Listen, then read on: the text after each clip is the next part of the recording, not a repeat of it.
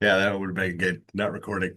But anyway, back in the 80s, I had a buddy who thought electronic music just was not music, right? He would not listen to the Pet Shop Boys. He would not listen to Depeche Mode. He thought anything that had electronic instruments was bad, right? Huge Dead fan. That's so unless you were banging on it, it wasn't real. Uh, but now that's been progressing and progressing and progressing and progressing. And now we have electronic things that can write the song, play the music, do the bio. And I think the question becomes is it still music? And can we like it?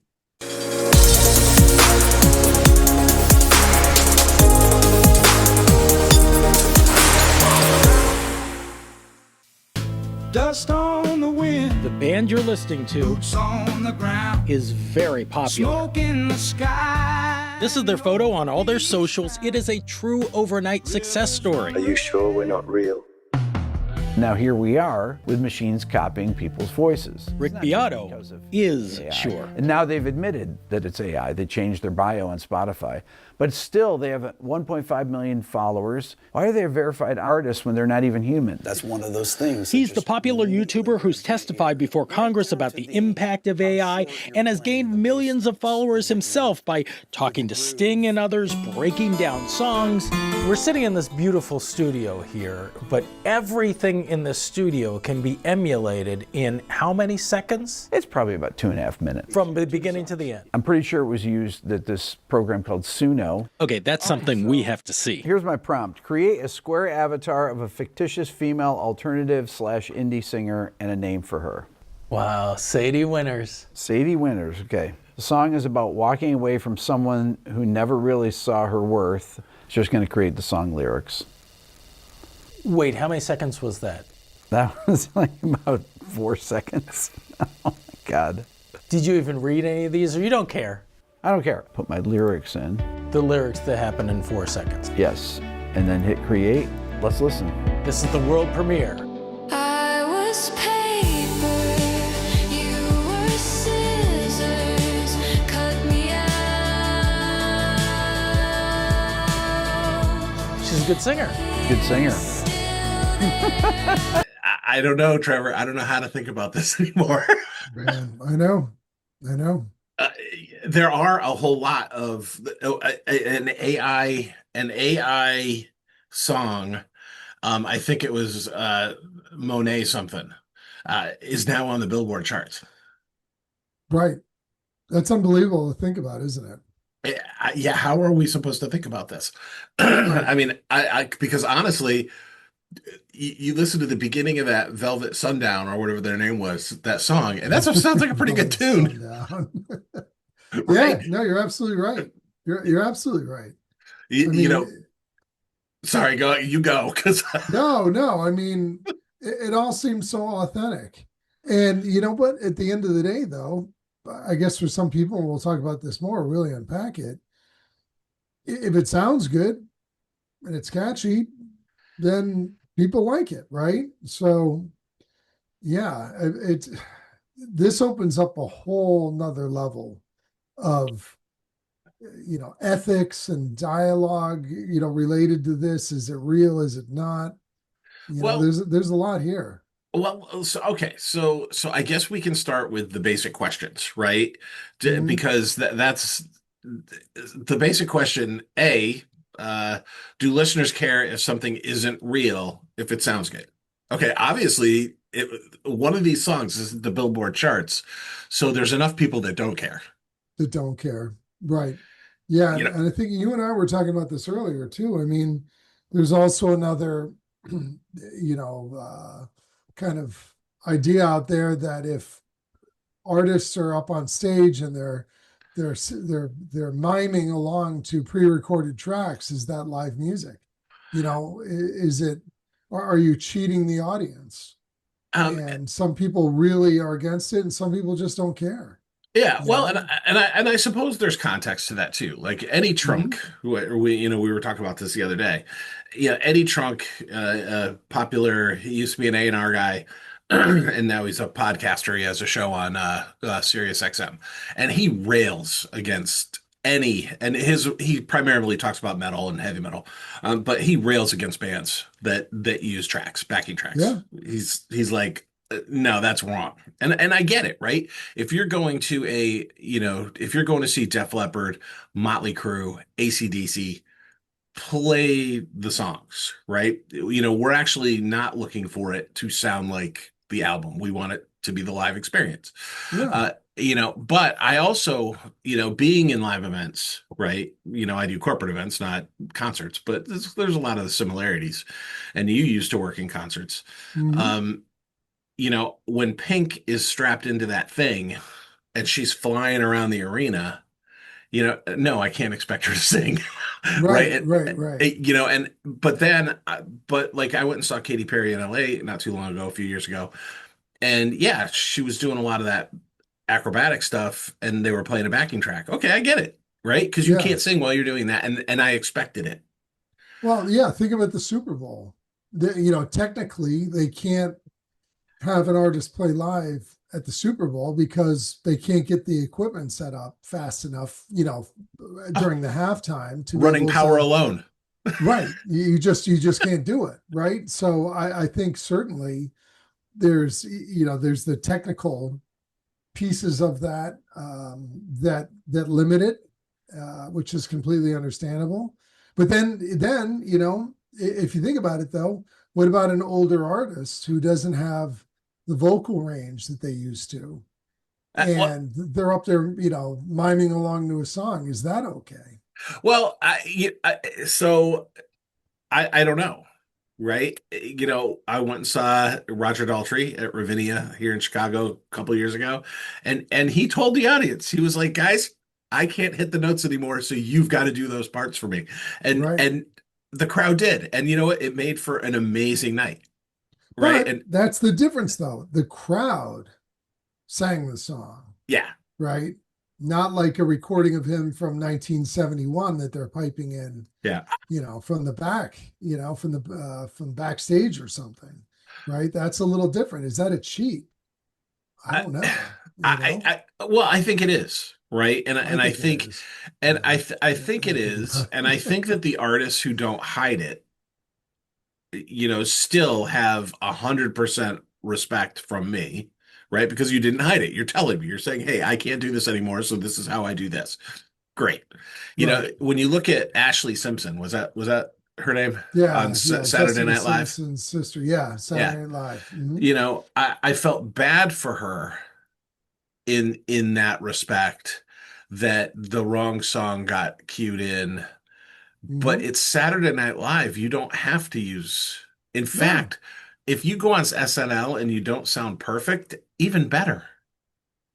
Right. Right. But the Right? thing I with mean, Saturday Night Live is those you have a week, yeah, to get yourself there, get set up, have the cameras all right and everything to do it because you're the musical act, so you have time to make sure you're doing it right. yeah. Um, But with AI though, artists.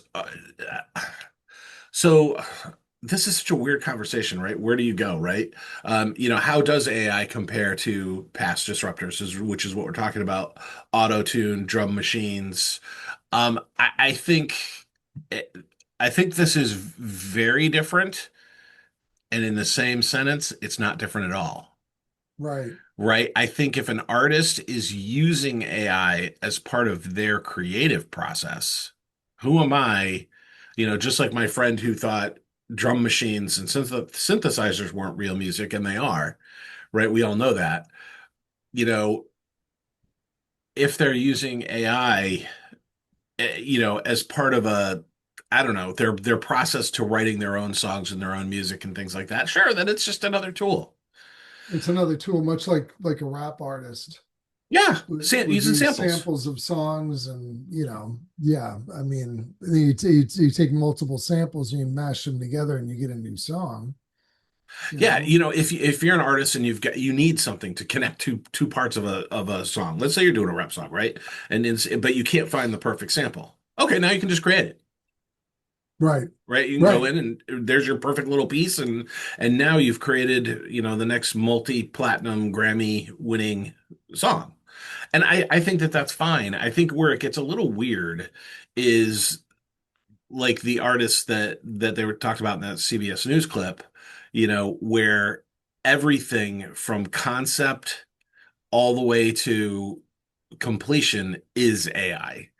And Right. I honestly I don't know how to feel about it. Um, if you think about it, maybe it goes back to the whole thing of robots took my job, right? If you think about manufacturing and, think about the car industry back in the day, right? You take hundreds of people to bolt a car together. But nowadays, It you takes have like robots 10 yeah, 10 total humans work on the whole thing.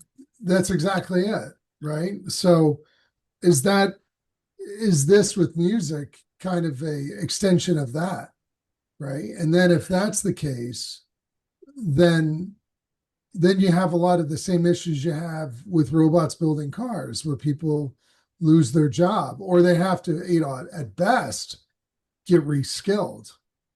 So in other words, a regular musician that's playing, say, I don't know, a piano is now reskilled to be using AI tools, to Yeah. keep their job. I mean, I don't know. I mean, what happens to session musicians if you can just put it together this way? Well, and that was a really funny point. I think everyone knows we talk about these things before we ever record these.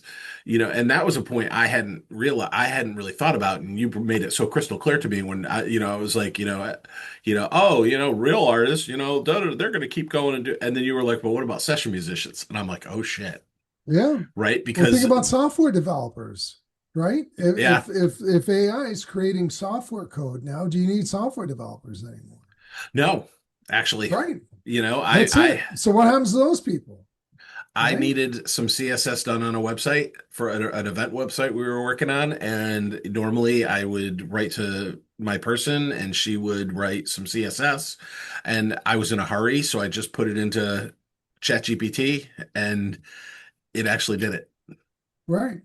Yeah. and So so yeah, so think about that. So I guess, for that person and others like her, they have to reskill. They have to reskill to use AI. So is that what yeah. the future of music's going to be? Is that these musicians are they going to have to reskill themselves in some way to I, be still quote unquote relevant? I mean, that's well, yeah, I do think, again, if you put it in your quiver, right? If it's just another arrow you have in your creative tool chest, then yeah, it's awesome. But I think beyond what's going to happen to the artists, there are a whole bunch of other questions, right?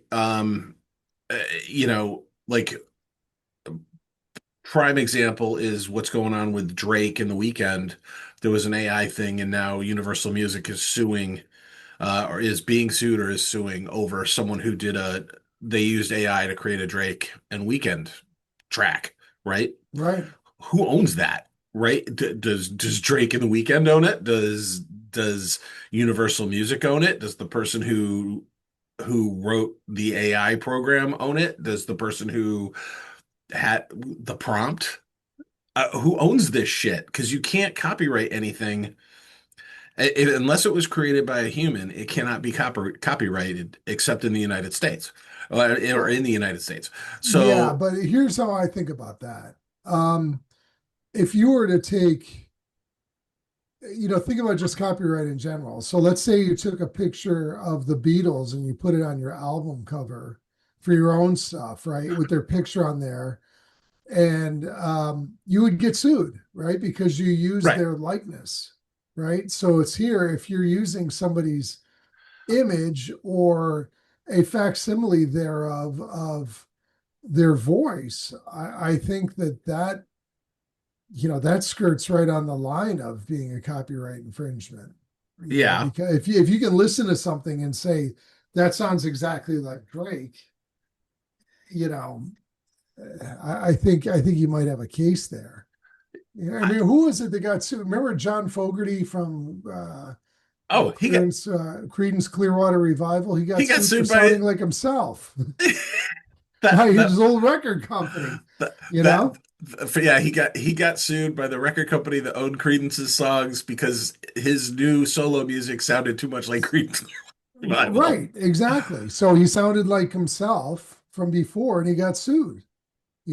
So if an artist can't get sued for sounding like themselves, then how does somebody get away with, making a song that sounds like whoever, and then puts it out on Spotify and makes money that way. I Well, mean, and here's the thing, right? Because I've been saying this, Tess, one of my colleagues and we teach an AI thing for a specific tool for one of our industry associations, and one of the first thing I always say is, an AI is not coming for your job. Someone who knows how to use AI is coming for your job. mhm. And then totally forgot what the second part of that was. What a bummer. It was a great point. I'm sure it's going to come back in about 30 seconds. And you're going to have to interject it into whatever it is we're talking about. And that's fine. But yeah, I mean, you think about that, right? So now now you're coming into copyright infringement. But I think that's a Oh, little clearer. I Yeah, remember no, what I see, I was going to told you it was say. about 30 seconds, right? Yes. So and one of the things that I've always said is AI is a wonderful thing, right? AI is great. It takes away a lot of the drudgery work. Right, But what our government right now is so ineffectual at getting anything done that no one is creating any guardrails for AI, right? right, I'm not, you don't need all the regulations, we don't need, but it needs regulations, right? You can't, because right now there are AIs, we all play games on our little phones, right? While we're sitting on right. an airplane or whatever. And the ads that are popping up now, there are ones for AI games and AI this and AI that and creepy ass AI things, right? There's one Mhm. that popped up. I actually had to get a crowd of people around me to look at it because it was like it was a new AI thing where you can like create the perfect girlfriend or boyfriend. Jeez. It's like this shit needs guardrails or it's going, or we are going to be in a Cyberdyne Solutions situation with Skynet. Oh, hell yeah. Well, think about this. I mean, what if, and this kind of moves slightly away from the music piece, but, think about it for political ads, Oh, right? yeah. Right. What's real and what's not. If you see President Trump up there saying something that he never said, but it looks like him, it sounds like him, and he's saying something, that's not true that your opponent is using against you. There has to be regulations related to that, It- because if it- you see it and it sounds like him and looks like him and he's saying something, I, I think you can very easily be swayed that, one positive or negative, but you're being swayed by what you just experienced. and especially now, right? Because the world is populated by people who don't read past the headline, right? And because people don't read past the headline, it's easy to sneak this shit through and have people believe it. Right. Typically with anything where there's AI creation like that, by the time you investigate, but by the time you get two paragraphs into investigating it, you're like, oh yeah, okay, it's fake, right? Right. Whereas because people only read the headline, Yeah. yeah. I mean, this stuff is truly disruptive. Yeah. It can be absolutely amazing, right? I use it 10 times a day in my work, right? Mhm. And it's wonderful. However, it needs a guardrail or two. It sure does. Yeah, absolutely. Absolutely does. And this is So, exactly what we're talking about here. yeah. This needs guardrails in some way. Well, And if and it doesn't get guardrails, it's gonna get banged out in court, uh, and the well, courts will decide. it'll get banged out in court, but then you'll have what happens though that is happening right now with every fight in the US right now because we're so stupid. So I'm sorry. The you'll get one court that rules one way and one court that rules another, right? And then it'll make its way all the way up to the Supreme Court. Well, is this an important enough issue because of what's going on in the world? Are they going to take it up, or is it going to sit for 2 years? Right. And then we get deeper in. The thing with AI is the cat is already out of the bag. Yeah. It's already running, right? The It's genie's out of the bottle. Yep. Yeah. And the genie don't want to go back in. Right. So It's like a Pandora's box, right? Once you open it, that's it. and we've done it. But now that it's here, now you've at least got to try and rein it in a little bit. Mm-hmm. So, I guess, should it be on songs in Spotify if it's a 100% AI artist? I actually don't have a problem with that. Yeah. I don't. I really was against. Remember back in the '80s, Tipper Gore The over PMIC explicit lyrics. thing. Yeah, You know, explicit lyrics. Right. and they were trying to actually, get all of that out of music. And no, I'm a grown up. I want my music, to be whatever I want it to be. But when they decided they were going to slap the label explicit lyrics on stuff, okay, whatever, sure. Yeah. You're not stopping me from buying it. But if Right. you're a parent and you go into no one goes into a record store anymore, but when you used to go into a record store, sure, I'm going to buy my kid the radio edit, not the Explicit lyrics. explicit lyric one. So yes, I don't have a problem with them putting a label on any AI music. Right. No, in fact, I think in fact they should, because you should know what you're consuming, right? Yeah. Like we talked about ingredients, they put ingredients in the back of a cereal box, so you know what you're eating and you're putting into your body, right? This is kind of the same thing in a way. Or you could decide to boycott Yeah. music that's generated by AI because would rather support an artist that is actually doing things themselves. Yeah, and I love I love there's an artist, a Canadian guy, Kid Koala. And I everything the guy does, he's a painter, he's a musician, he's all this stuff. I just love everything he does. And he will come up with cool uses for AI, I'm sure, in his work, right? He was part of Deltron 3030, Gorillaz. He's on the first album of Gorillaz, and right, but he's always trying to mix in the technology with the art. And I think artists like that will do fine with it. But you're gonna get I can tell you right now, there's a whole shit ton of creepy people that are just thinking up ways that they can bang out $1 million from this. And so they will have a cubicle farm of people using AI to create songs to post them to Spotify. Right. And you're gonna have armies. It's like, everyone who thinks about hackers, right? You always think of hackers as some kid in a hoodie in a basement and it's dark. And it isn't. It's in a suburb of Moscow, and it's in an office park, and somebody goes to work in a cubicle. Right? It's an actual business. And so this will be an actual business too. This will be. Yeah. You will get, you'll get a whole floor of an office building and people jamming out Spotify tunes. Right. Because if you think about it, and also too, if you think about it from a record label perspective, so instead of me hiring, if I'm a record label executive, instead of me hiring or signing a artist to my label, I create a AI artist, right? And then I have AI create the song, and then I put it out on Spotify, and it starts getting listened to. I then reap the financial rewards of that. And guess what? I don't have to pay the artist who sang it. I don't have to pay the musicians that played on it. I don't have to pay the person that wrote it. I don't have to pay for the artwork that was created, for the image or their likeness. I don't have to pay for any of that. No touring costs. No touring costs, right? You don't have contract issues. You don't have substance abuse issues. You don't have any of that stuff.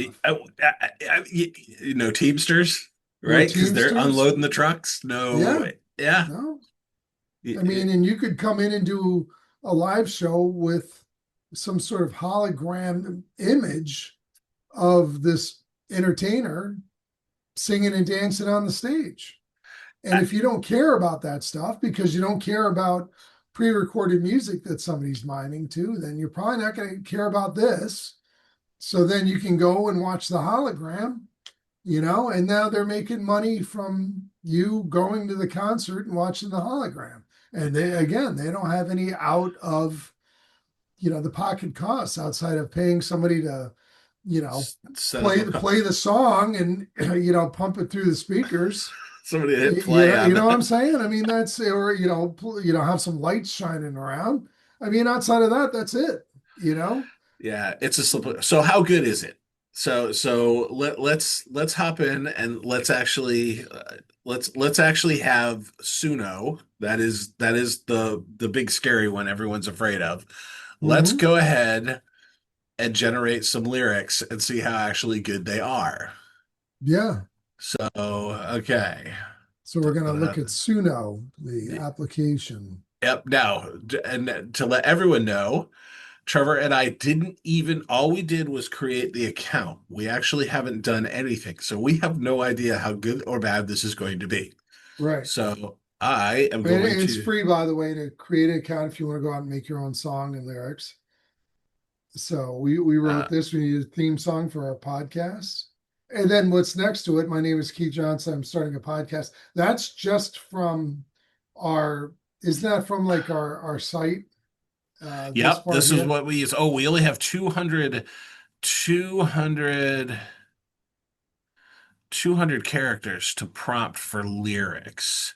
So Yeah, then just end it after of music. yeah. It's probably because we have a free account. Yeah, we need okay,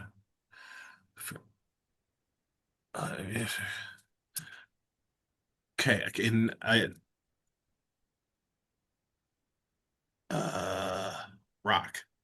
I want to get in one last word into the AI. Yeah. Let's see. Let's All right, see what so this does. here it comes. Let's see what it does. All right. It's Let's read thinking. the lyrics in this, right? All right, here we go. Keith and Trevor, loud and true, chasing sounds that cut right through. Riffs and beats we break apart, fairly odd with music hearts. Telling you, man, it's Fairly not. Odd Dudes, tuned to the groove. Fairly Odd Dudes, got nothing to prove. Fairly Odd Dudes, we're breaking it loose. Final spins and go ahead. Stories flow, chasing echoes you don't know. In the track where the wild things grow, odd minds in stereo.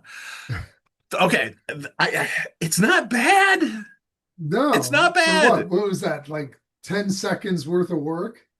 Yeah, it was a copy, a paste, and a and Right. I mean, it took me longer to copy and paste it and think about the 200 characters you get than The it did prompt. to actually for it to come up with the lyrics. Can So you now, put it to music now? So all right, we'll go with this one. Select this option. Oh, wait. Style. Oh, wow. Oh.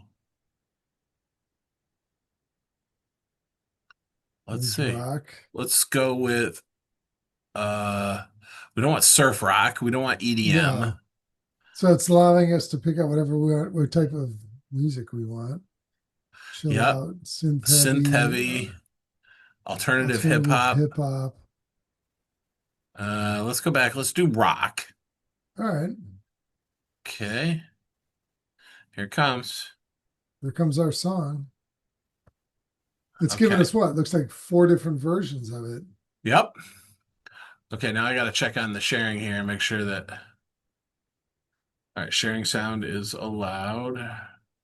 Oh, it's even coming out with artwork for us. Look at that. Wow.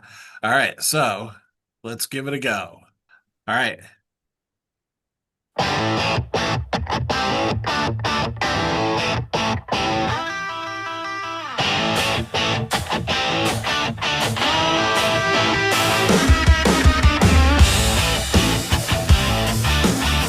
Well, it's going to end before we get the lyrics. Keith and Trevor, loud and true.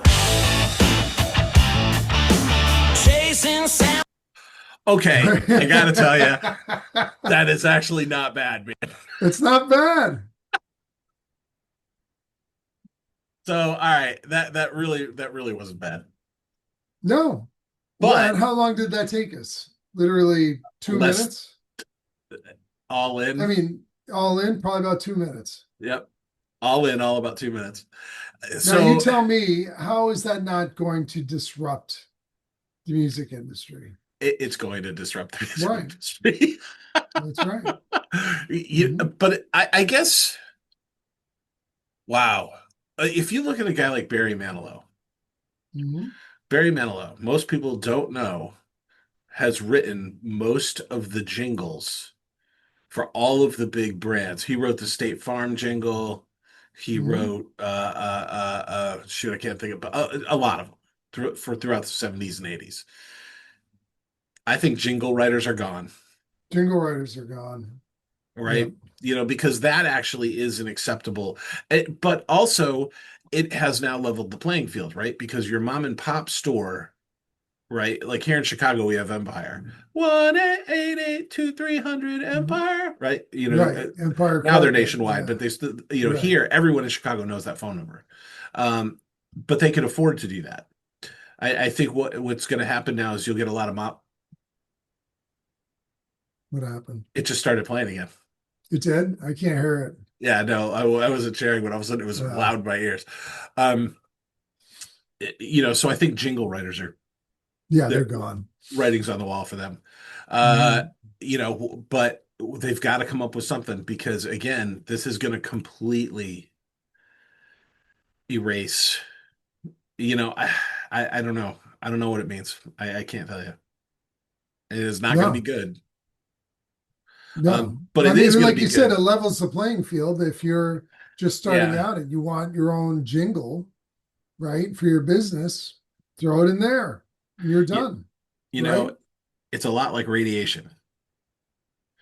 You Yeah. know, So if you nuke a city, it's bad, but at a medical facility, it can save lives. that's right. Right. That's You, right. I don't know. I don't know what to tell you. So I guess as wrapping up, I don't know how to wrap this one up because No. there's Well, no.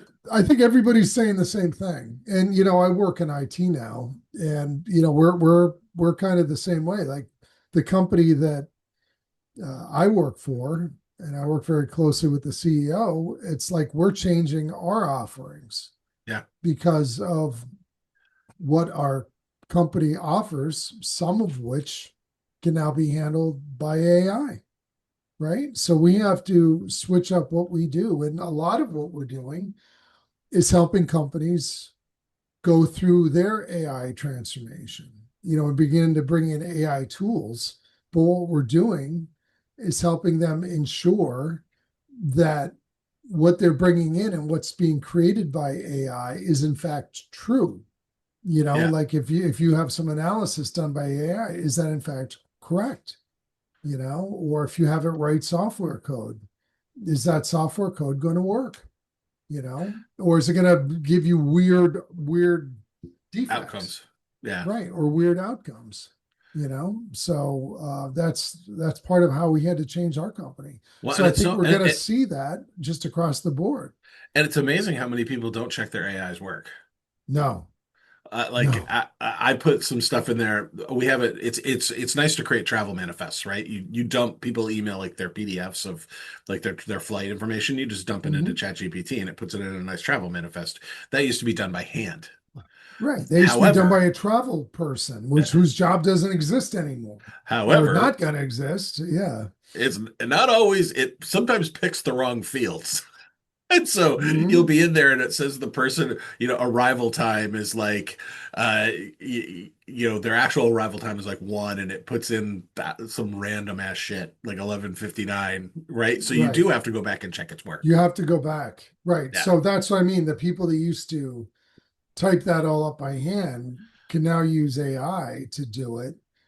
But they're still going to have to go back. They're still going to have to check it, but it's going to free them up to be able to do something else. But the thing Yeah. is we don't know what the something else is. And the other thing that I'll say is that a lot of these jobs that there's jobs that are going to be created. We don't even know the title of yet of what I these know. jobs are going to be. You know, we have no idea. We are on, I don't think people realize we are on just the beginning of this. We Oh, yeah. are, you know, we are like, if you remember, you know, back when we were teenagers, they had America Online, AOL, and they used to send you a disc in the mail that you'd put in your computer and it'd help you hook up to the internet. Yeah. You know, and it was like a weird dial-up thing and it was super slow. But that's where we are right now. You know, if you're using that analogy, that's where we are now with AI. Yes. We are just at the beginning of this, and it's going to change everything, whether you like it or not.